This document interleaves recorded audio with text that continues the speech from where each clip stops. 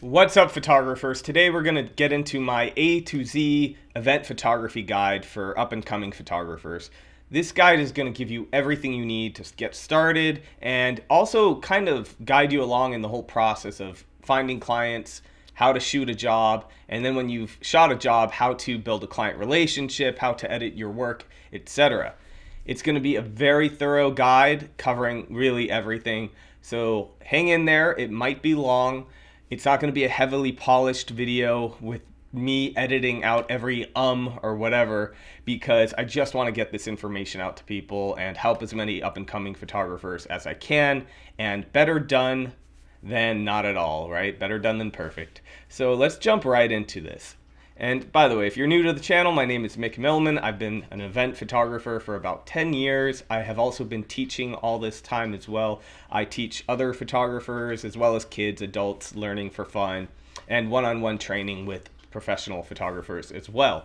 So if you've been following the channel for a while, I'm sorry I have not been as consistent. I have a classic 87 BMW that has been acting up, and it's been stressful, and it's how I get around even to like my jobs, and that is a big stressor. Having reliable transportation really matters when you're doing professional photography.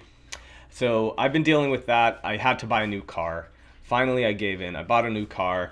I still love my old car, but funny thing is I got it running today, so it doesn't change that it's not reliable. So let's get into what we're covering.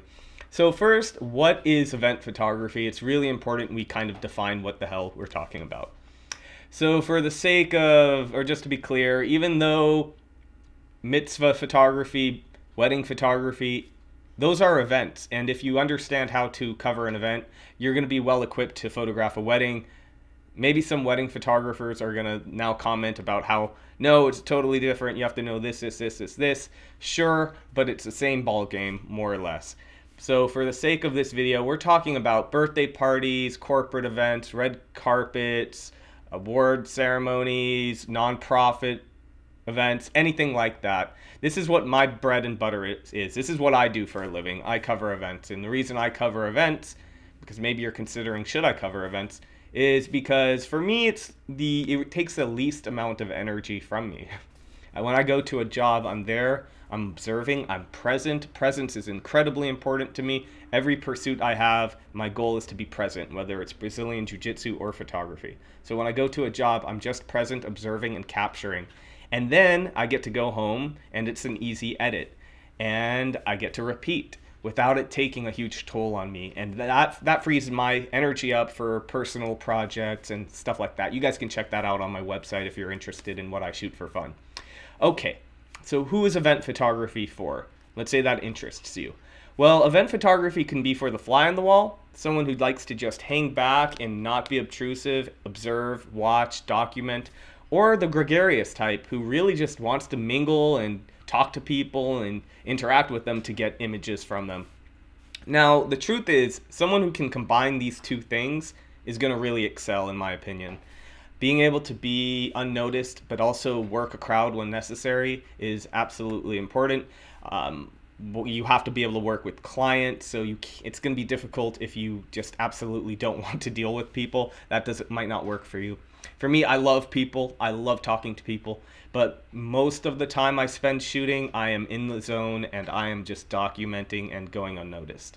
But then I do mix it up, We're going to get into when you really do need to mix it up a little bit later in the video. Like I said, it's going to cover everything. So that's who it's for. So let's talk about getting started, because getting started can be really, really tough. It's your classic, you need a portfolio to get paid work, but you need paid work to build a portfolio. That's at least what probably your first thought might be. So let's talk about how you can build a portfolio before you start working. Now, this is my advice. I have a lot, but my first thing is you do not need to be the bona fide event photographer to document an event. And odds are you're already going to events that can be photographed already. That could be, if you go to Coachella, document it. If you go to a concert, document it. I put some of my favorite work, like some of the favorite stuff I've shot recently that was not at paid jobs, in my portfolio. And I'm working pretty consistently, and I have a pretty broad portfolio at this point. I've shot for big clients. I've shot for Adobe and Nike, for example. But I still like to go to Venice Beach and shoot. And one of my favorite things to shoot at Venice Beach is the Venice Drum Circle. And when I'm photographing that, it's entirely the same as photographing an event. There's no difference. Um, this can help you build a portfolio, just photographing your day-to-day life. Documenting people interacting is like documenting an event. Now, there's going to be more to it. We're going to get into the whole business side of event photography, but for now, that's the fastest way you can start shooting. Don't make excuses. Bring your camera where you go, or make a day of it. I still try to have not been as good as about it lately because of my car, but I try to spend at least one day a week of full shooting. So if I don't work on the weekend, if I have a day, usually most of my work is on the weekend, but let's say I have Sunday off, I go out and I shoot for the entire day for me. And that's going to keep you engaged and in love with your craft as well.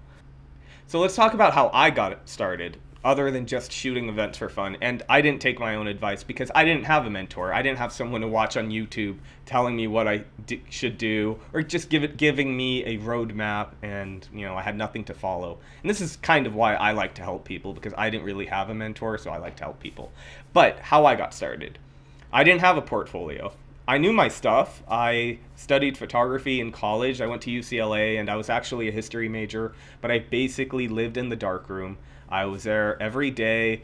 I camped out once or twice where I actually had to hide from security because I wasn't supposed to be in the building, but I hid in the darkroom until they left, until they did their sweep. But that doesn't mean I was prepared to be an event photographer. And I knew that. So I knew I needed to find someone that could at least teach me. Or someone I could observe. I needed a way to learn the craft. So I thought, well, weddings are easy to get into. And this is 2008-ish. This is not when the market was as oversaturated. It was far from it, actually. Although it was starting to become a little bit more saturated, I wouldn't call it oversaturated. So here's what I did. I made an Excel file with every photographer in LA. I put all of them on it. It was really important that I make sure I had a contact info. So I put their contact info. So I didn't call and say, like, let's say supereventsphotography.com, and I made sure to know who the photographer was. So I didn't say, hey, is Super Events there? I put their contact info. I put some notes about the studio so I knew what I was talking about when I called them, and miscellaneous information. I then proceeded to go down the list, and I called and emailed every single one of them. Now, I'm going to make sure, I want to be clear, it's really important you do a follow-up call. Emails get lost. I would email, and then maybe later that day even, or the next day, I would call them. Almost none of them called me back. I talked to a few of them, and they were like, yeah, I don't really need an assistant. Maybe try this studio. And they all recommended I try this one particular studio. And it was like the largest one in LA at the time. They were old school. They had been doing it since the 80s, and they kind of had that market for a long time. They had the wedding photography, mitzvah photography market down. And I gave them a call, thinking, they won't call me back. The next day, or that same day, I got a call from them, and they're like, hey, yeah, we'd love to talk to you. Would you come in? So I went in, and for me, I always wear a suit. Anytime I'm being interviewed, it doesn't matter the situation, the position. It doesn't matter if it's for a casual job in which you wouldn't be wearing a suit anyway. I always wear a suit, unless maybe I was like interviewing for like a day camp. Maybe there's the line. But I came in, I showed them some work. So how did I show them work if I wasn't able to shoot any jobs? I actually did shoot one. What I did is I rented out gear because I had pretty much none, and I shot a wedding at the cost of the rentals. I didn't make anything. I was very clear about the situation. I said, hey, I'm a photography teacher, but I'm getting into shooting weddings. I'm building a portfolio. Is anyone interested in having their wedding shot? And so I did that, and it was a great deal for the person, and I built my first wedding portfolio from one wedding, but that's okay. So I showed them my work. They liked it. They're like, this is good. I'm like, okay, good. And then they tell me, we've got like 100 people that are interested in shooting with us, but you seem good to us, so let's give it a shot. It was that simple. And then I'm thinking, okay, I'm going to get to assist for this big studio. They're like, no, they brought me on as a second shooter. And I mean, I was thrilled. And I mean, this was my big break, and this was in a very difficult time for pretty much everyone. It was during the Great Recession. I drove home screaming. Finally, I had a break. First job came around, and I did kill it. I'm not boasting. I really killed it, and I worked hard. I worked my ass off. I ran around that whole day and like just really impressed the photographer I worked with. And it wasn't just to do that. I like working. When I'm shooting, I am working hard. And they were like, yeah, we want to keep you on. And they started giving me all these weddings, and I would second shoot for weddings. And I did that for years. That's how I got started.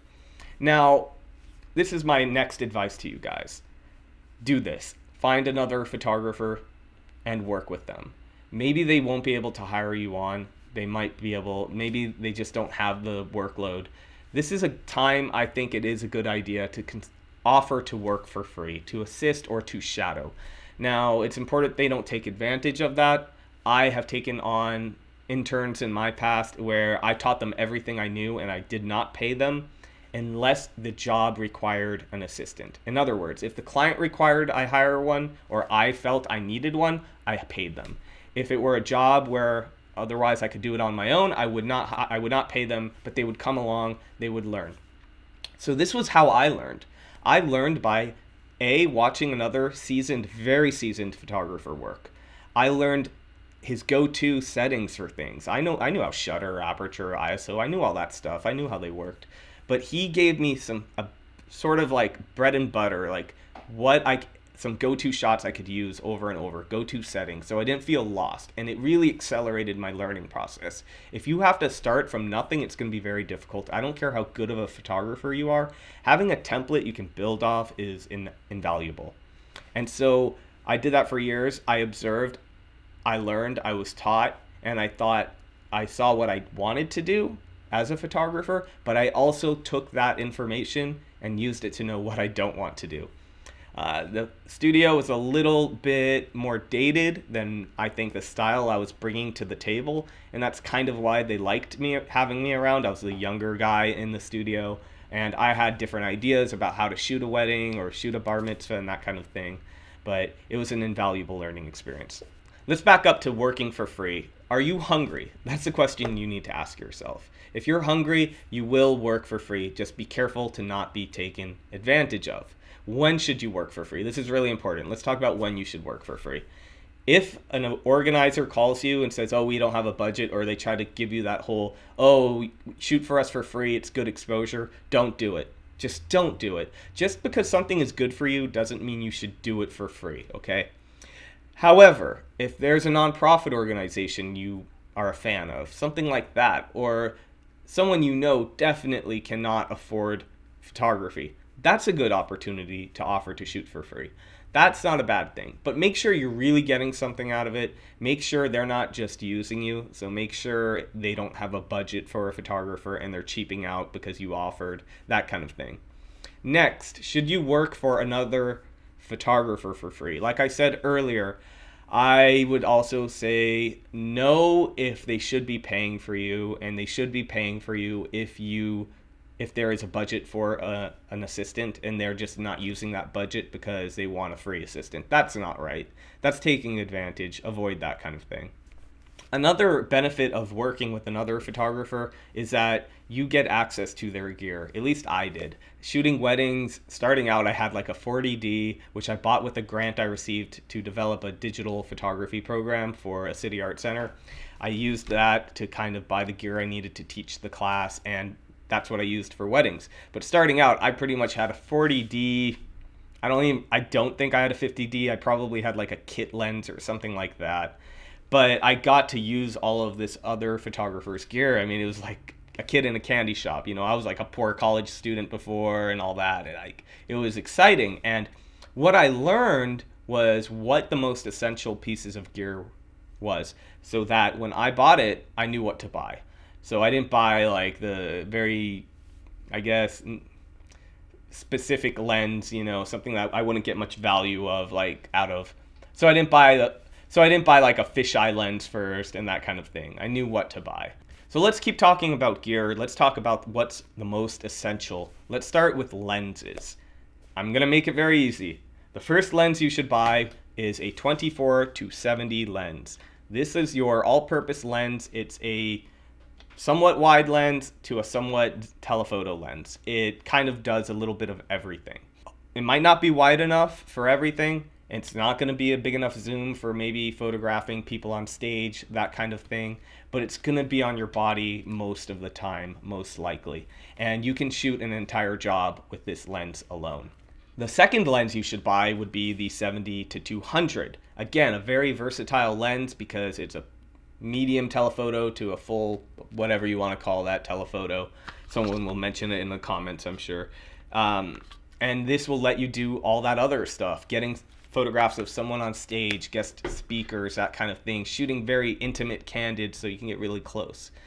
After you have that, the third lens I would probably get would be something like a 17-40 lens, a lens that will just get you wider when you just can't get wide enough at 24 millimeters. I truthfully very rarely use this lens. I would estimate I use it less than 5% of the time. I could check my metadata to actually see what I shoot with most, but I know I don't use it often. So it is not a lens I am interested in upgrading. I have a very simple 17-40. It's a pro lens. It doesn't get super shallow as far as aperture goes, but that's not really an issue when you're shooting really, really wide. Rarely are you going to be shooting at 17 millimeters and want to shoot at f1.8. Usually you're shooting wide to get large groups or do establishing shots in which you're getting a lot of things happening just to show a sense of place.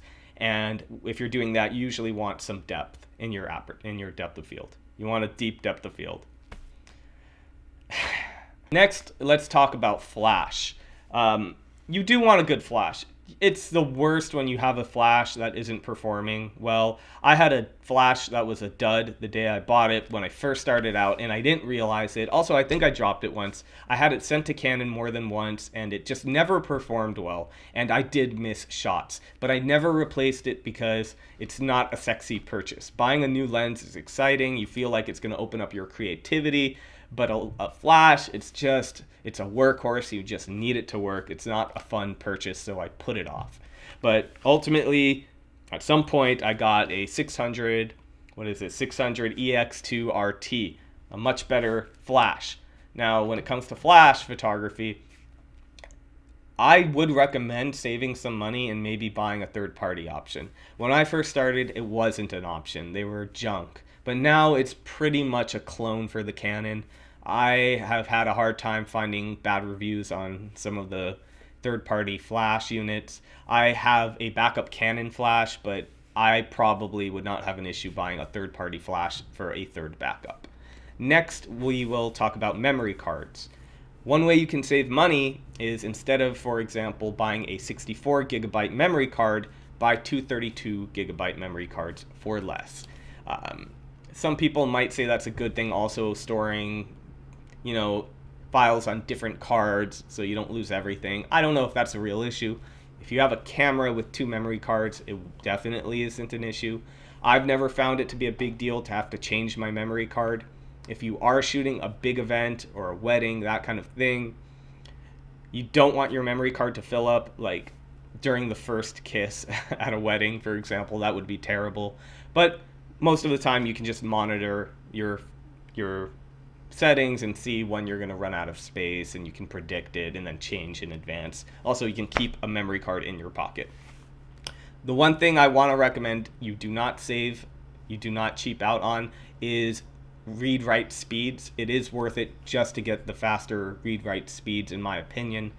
I know that we're talking about events, but because I started off as a wedding photographer, I remember shooting a wedding with a bunch of slow cards, like 8 to 16 gigabyte cards. Probably was shooting on the 5D Mark I back then. But it took me forever to upload all the files. And it definitely was the Mark I because I didn't have backups. I only had the one cards, and I could not go to sleep until I knew all those files were safe. So I spent all night uploading them, and you don't want to do that. Do not buy a memory card that is too fast for your actual camera. It won't do anything. It's like buying premium gas for your Honda Civic. It doesn't do anything. So save your money on that, but spend your money on whatever the manufacturer suggests you use.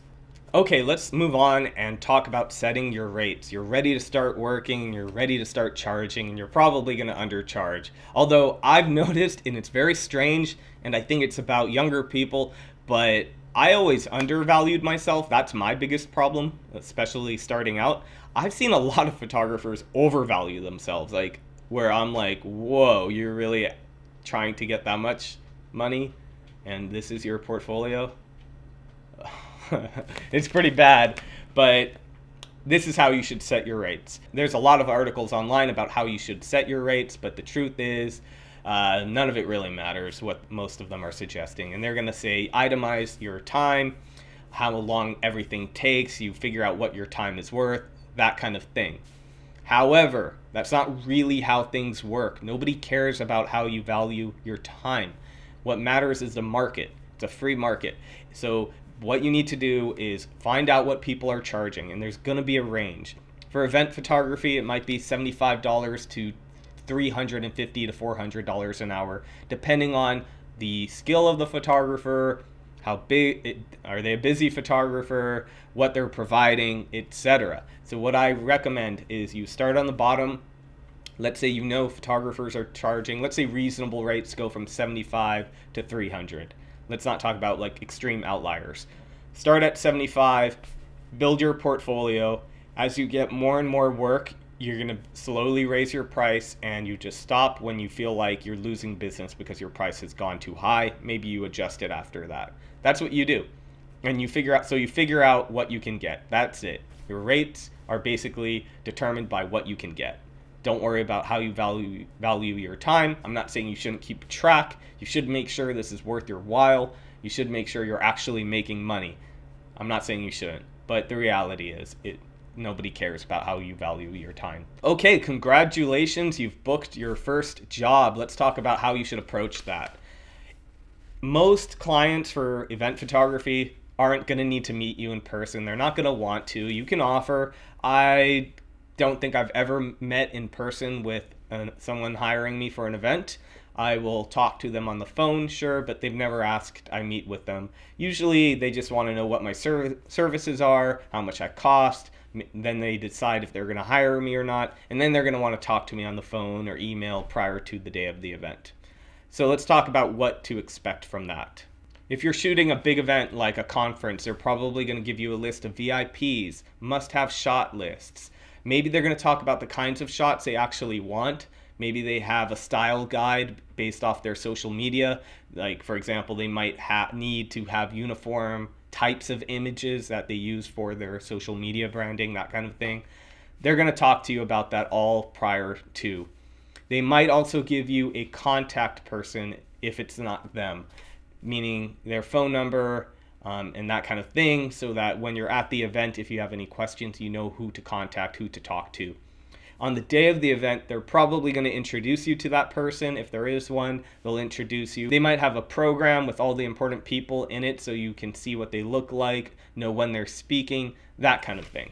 Now, for me personally, I have done this a really long time, and I just know the flow of an event, and although it is helpful to have this information, or especially when you're covering many things at once. I've shot a lot of events where you have a speaker on one stage, and then you have like a class or a workshop in this other area, and you're having to cover all of them, like maybe 3 different things, 4, 5, 6 things going on all at once, and you have to be able to get them all, and you have to know which one to prioritize, because maybe the mayor is speaking at one, that kind of thing. That happens a lot for me in Los Angeles. Like someone like the mayor is speaking, you can't miss that shot. But usually they make that really clear to you when that person will be speaking, and you should not miss that. That would be bad. Let's talk about when to leave for a job, getting there early, that kind of thing. You should always get there early because that's a good opportunity, to shoot some extra detail shots, because we will get into shot types, but I want to stress, and I will later on stress this, detail shots really matter,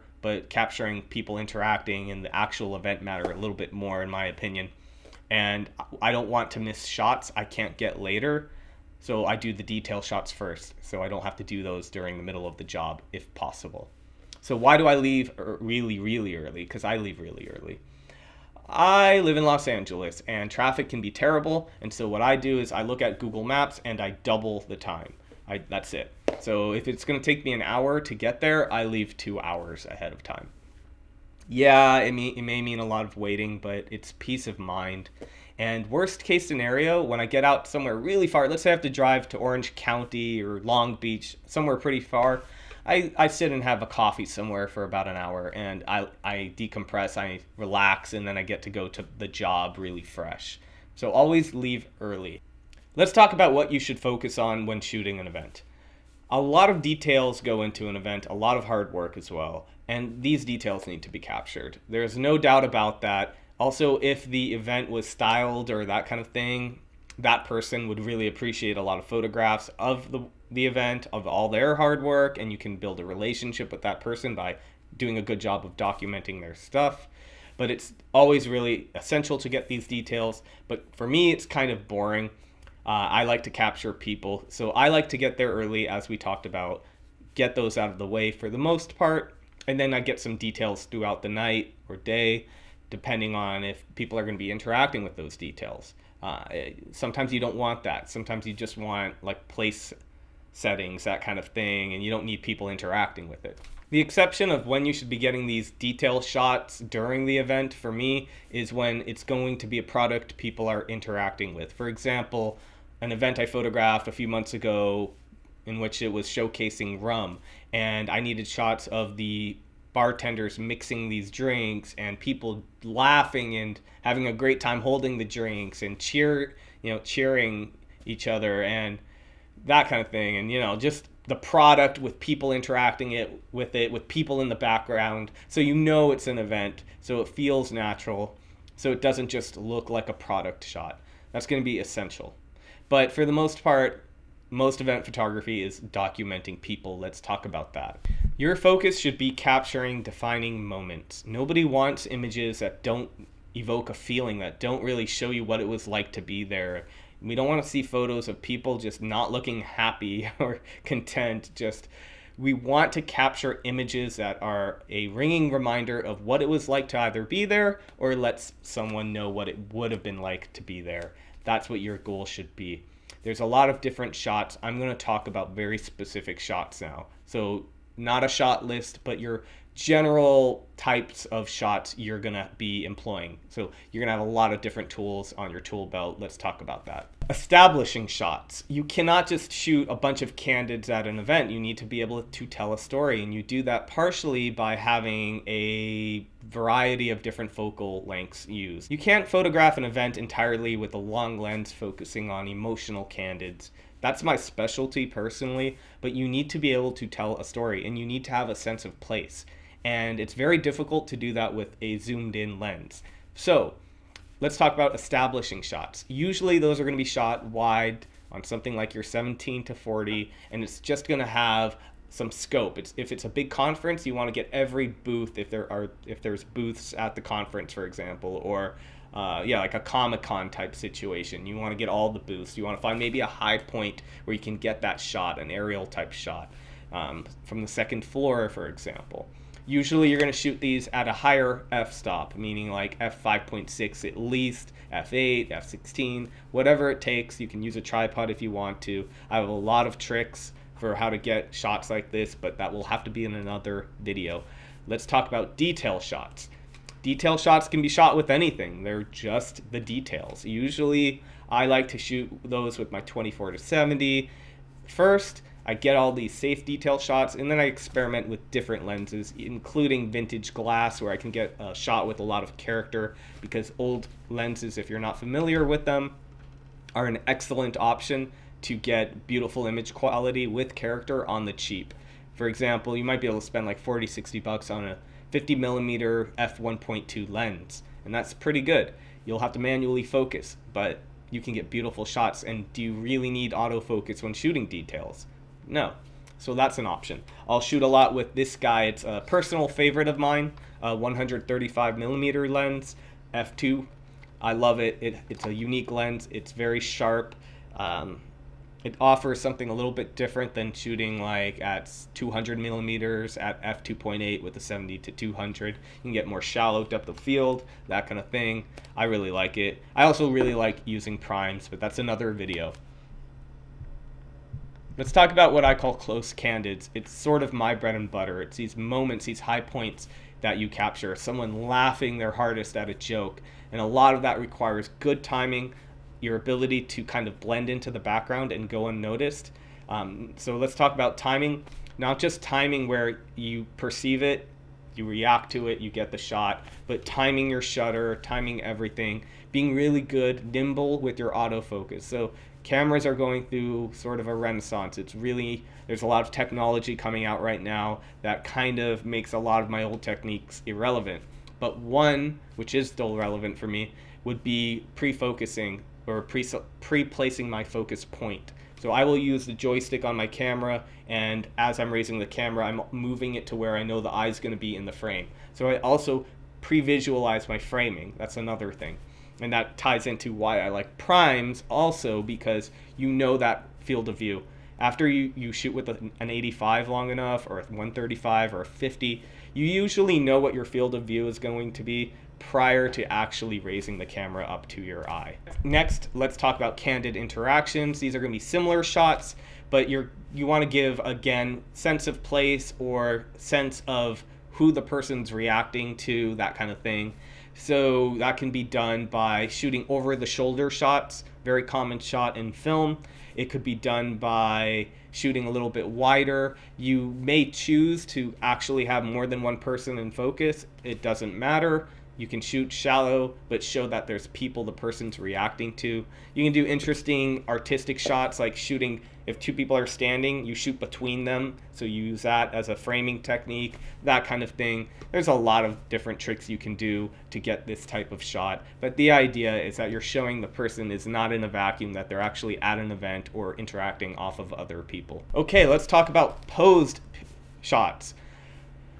For some people, they dread this, asking people to photograph them. It's not a big deal. I don't like it because I don't like posed. I like to get these raw, authentic moments of people laughing, smiling, interacting, where they're not being aware of how they're presenting themselves. The minute I know someone is, curating how they present themselves, I don't want to photograph them out of a principled thing. And it might be silly, but this is why my clients hire me, because I get authentic stuff. But you have to do some posed portraits. And we're not going to talk about posing techniques because we're talking about event photography. You're not going to have to pose people. We're just talking about going up to people and getting shots of them. Very rarely are the posed shots going to be of individuals. It depends. Maybe if you have a step and repeat and you have a VIP, you will be getting a lot of posed individual shots, then maybe all the VIPs together, and then you get all kinds of mixes. But typically it's going up to, imagine like a cocktail hour, and you see small groups of people and you see two people talking. You just politely go up to them and say, "Hey, can I get a shot of you guys?" And you smile.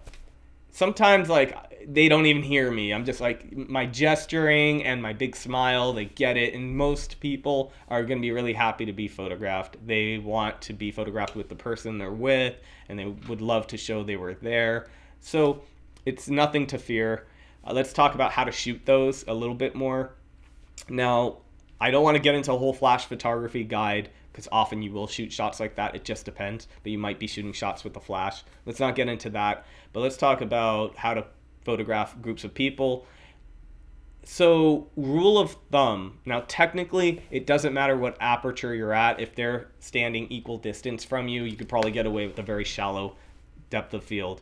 However, my sort of rule of thumb is I definitely don't shoot groups of two under 2.8. I sometimes will shoot at 2.8 if they're standing close together, but I will go for f4 or higher if there's a group of three. Sometimes, let's say you're doing table shots, which I used to hate when I used to shoot weddings. It's when you have to go up to every table and you ask about half of them, 40% of them, 60% of them to stand behind the other 40%. So they definitely are different distances from you, and you definitely have to go higher. And You can do trial and error, take a shot, look at it. Is everyone in focus? No, raise your aperture, or choose a different person to focus on. Maybe try to focus somewhere in between the two rows of people, that kind of thing. So yeah, sometimes you're going to go up. You might go up to 6.3 or whatever it is. You might not stay at f4. It depends. Okay, let's talk about delivering images. You've shot your first job and you're ready to deliver to your client, but first you have to edit. So what should your approach to editing be?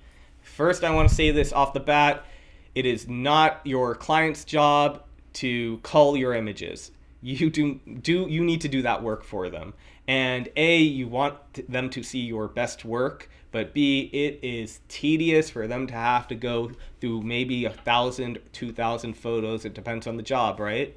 But to go through that many photos and then select which ones like they want to use, nobody wants that. They need photos they can use. That doesn't mean only deliver your absolute best, but make it easy for them to find the absolute best. And let's talk about how you do that. So imagine there's a lot of ways to edit down your work and rate your files, but for me, I think of it as a 5-star system. And I say I think about the 5-star system because I don't actually use it except in my head, but in Lightroom you can rate your images 1 to 5. Now, what I do is imagine your 5 is your portfolio shot. This is your best work, an image that can and probably will make it into your portfolio. A 4 is an excellent shot. Maybe you'll post it to Instagram. Maybe it will make it to your portfolio if it's like an important person, someone that people will recognize. Maybe it will get you work. Unfortunately, photographing celebrities can get you work. And so having that kind of a shot on your portfolio, maybe it doesn't have to be a 5. A 3 is going to be the body of your work. Most of your images are going to be a 3 rating. However, rating every shot will be tedious. That's why I say I don't actually do it all the time, but I have that system in my head when I'm editing. A 2 is pretty bad, right? 2 is like not a good shot. Rarely will I ever deliver a 2. I deliver a 2 if maybe it's the only shot of a really important person. If it's a family event and it's somehow the only shot of a grandparent or something like that, you have to deliver that shot. However, you should avoid only getting one shot of that person in the first place, so it shouldn't be an issue. A 1 is definitely just deleted. It's trash. It's not usable. Delete it. It doesn't help anyone. It doesn't help you. It doesn't serve your client. So my process first is I delete files. I really don't like seeing my worst work. I try to shoot with intention so I don't have to delete too many, and even so, I still don't like the process of deleting images. Not because I'm married to the images. I actually like getting rid of the work, but until I get rid of that work, and when I look at my own work, I see it as all trash. I don't like it, right? I judge my work by my worst images. So I clear those out. You probably starting out and for a while will have to do this several times. You're going to have to go through your images maybe twice and then maybe a third time after you've done your edits. But I edit down, then I do my editing, and then I probably edit down again just to be sure. And it's a good idea to walk away from your work for an hour or even a day if you have that kind of time, and then look at your work again, because what happens is it's really hard to edit down like precisely the first time because in comparison, some images might seem good in comparison to the really bad ones. So you might delete the really bad ones and not notice those other images that aren't that great.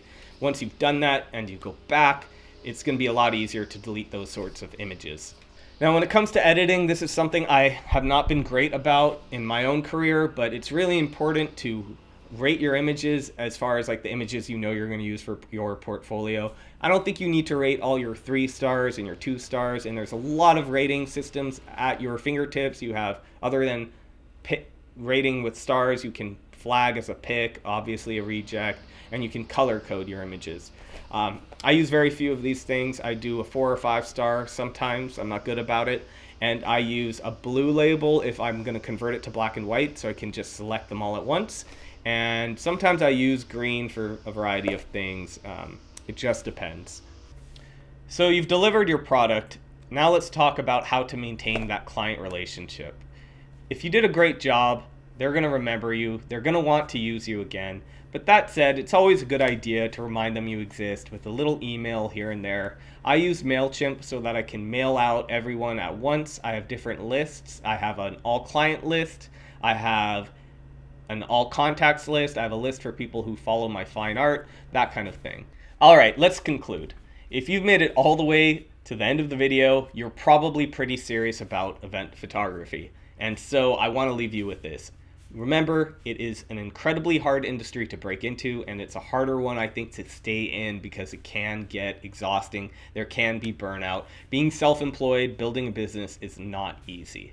But that said, you should have a good guideline now. You should know where to begin and where you're going to go, and it should take a lot of at least the mystery of not knowing what to do can be very draining, and I think this will really help you a lot. If you are a working photographer and you've watched this entire video and you have some input you want to share that might help the viewers, that would be awesome. Put it in the comments. Let us know what you think. I'd be happy to respectfully disagree with you or just hear a different perspective. You guys can find the written version of this on mickmillman.com. It's a good idea maybe to just revisit it, and you can see in a structured way my steps, and I talk a little bit more about my own experience. As always, I appreciate you guys watching. Please like and subscribe if you haven't already, and I will see you guys soon.